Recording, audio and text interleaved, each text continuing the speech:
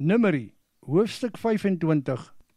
En daar in Sittim, terwyl die Israeliete daar gekamp het, het die volk gehoreer met die Moabitiese vroue. En die Moabitiese vroue het hulle uitgenooi om saam met hulle te offer vir hulle gode. Toe eet die volk van hulle offers en buig hulle neer om hulle gode te aanbid. Op die manier het Israel hom gekoppel aan Baal Peor. Dit het die woede van die Here teen Israel laat losbars. En die Here sê vir Moses: Jy moet die leiers van hierdie volk in die middel van die dag aan pale hang vir die Here. Dan sal hierdie verskriklike woede van die Here teen Israel bedaar. Aan die leiers van die volk het Moses gesê: Bring die manne tussen julle wat hulle self verbind het aan Baal Peor om die lewe. Terwyl Moses en die hele vergadering daar by die ingang van die tabernakel staan en huil, kom daar een van die manne van Israel openlik met 'n Midianitiese vrou aan. Pinias, die seun van Eleazar en kleinseun van Aaron, het dit gesien. Hy het dadelik 'n spies in sy hand geneem en opgestaan tussen die res van die vergadering.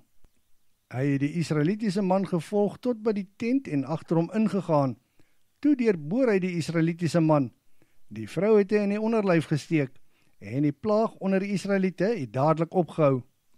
24,000 mense het as gevolg van die plaag gesterf. Die Here het toe vir Moses gesê: Pinias, die seun van Eleazar en kleinseun van Aaron, het my woede laat bedaar. Hy het vir my geywer deur my eer te beskerm, anders sou ek die Israeliete in my ywer uitgewis het. Daarom moet jy vir hom sê: Kyk, aan jou bied ek my vredesverbond aan. Volgens hierdie verbond sal hy en sy nageslag vir ewig die priesterskap besit, want sy ywer was vir sy God, en dit het versoening vir die Israeliete gebring. Die naam van die Israelitiese man wat saam met die Midianitiese vrou doodgemaak is, was Simri. Hy was die seun van Salu, wat 'n leier in die stam van Simeon was. Die Midianitiese vrou wat saam met hom doodgemaak is, was Cosbi.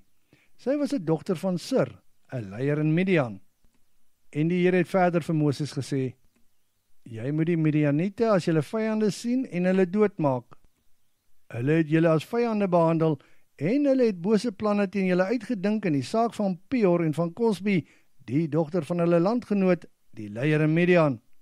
Sy wat om die lewe gebring is op die dag toe die plaag losgebreek het oor dit wat in Peor gebeur het.